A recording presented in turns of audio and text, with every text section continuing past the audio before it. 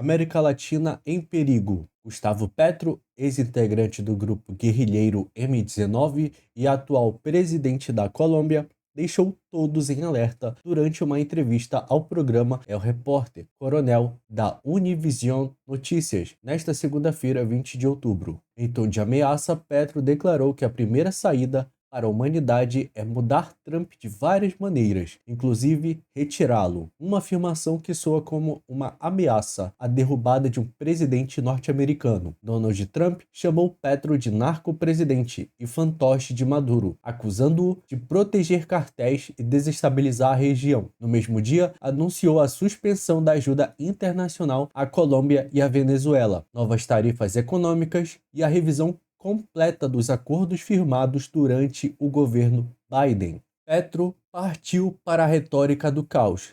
Disse estar disposto a sacrificar a Colômbia para derrubar Trump e impedir o avanço do trumpismo global. Dias antes, o líder do MST, João Pedro Stedley, declarou que brigadas de militantes latino-americanos estão sendo organizadas para defender a Venezuela em caso de confronto com os Estados Unidos.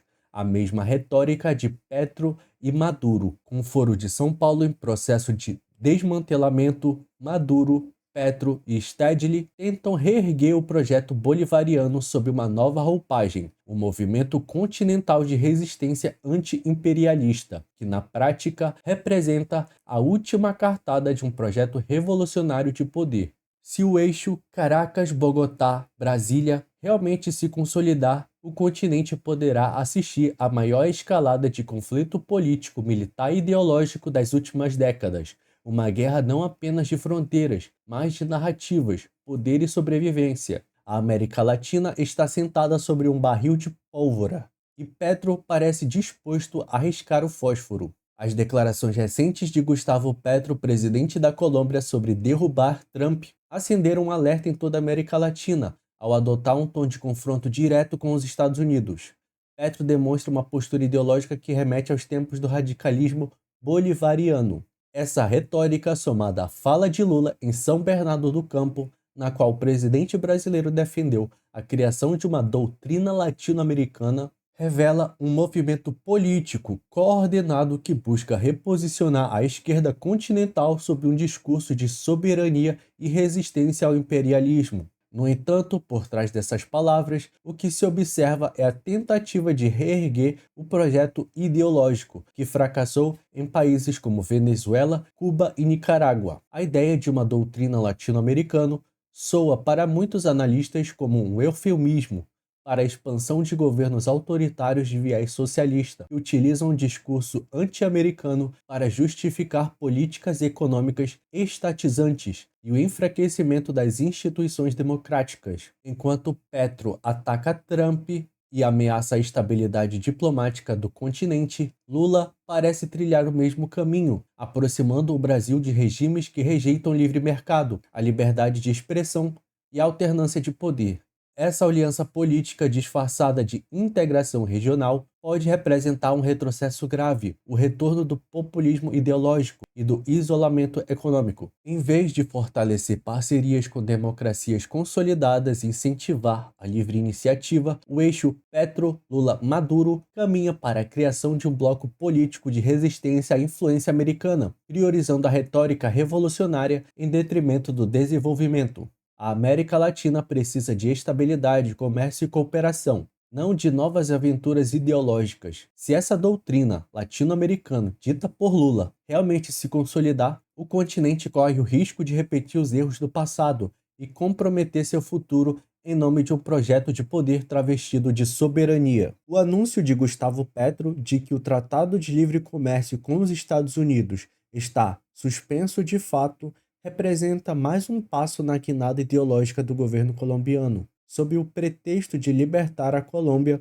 do controle dos Estados Unidos. Petro aposta em uma retórica populista e anti-americana, que ameaça décadas de parceria econômica e estabilidade diplomática. A imposição de tarifas de 10% por parte de Washington foi uma resposta previsível a políticas internas instáveis e ao discurso hostil do próprio presidente colombiano. Em vez de buscar diálogo e equilíbrio, Petro opta pelo confronto e pelo isolamento, uma estratégia que pode custar caro à economia colombiana. Ao declarar que o tratado está suspenso e que isso nos deixa livres, Petro tenta transformar uma derrota diplomática em narrativa de independência, mas na prática, o rompimento de laços comerciais com o maior parceiro econômico da Colômbia não traz liberdade, traz insegurança, desemprego e retração dos investimentos. O livre comércio com os Estados Unidos garantiu ao país acesso a mercados, tecnologia e capital por quase 2 décadas.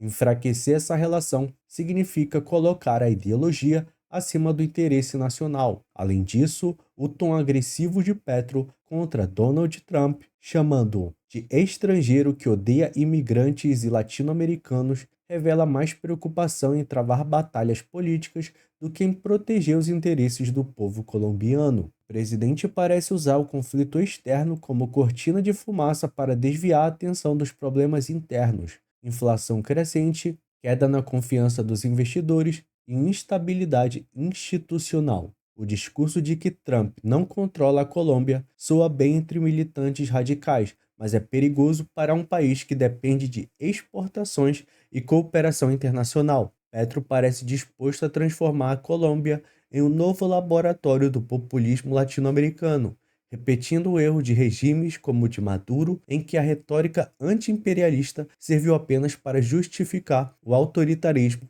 e o empobrecimento da população. A verdade é que liberdade econômica não nasce do isolamento, mas da abertura da competitividade e do respeito a acordos internacionais. Ao romper com os Estados Unidos, Petro não liberta a Colômbia. Ele a amarra novamente às velhas correntes do populismo e da ideologia, colocando em risco o futuro de toda a região.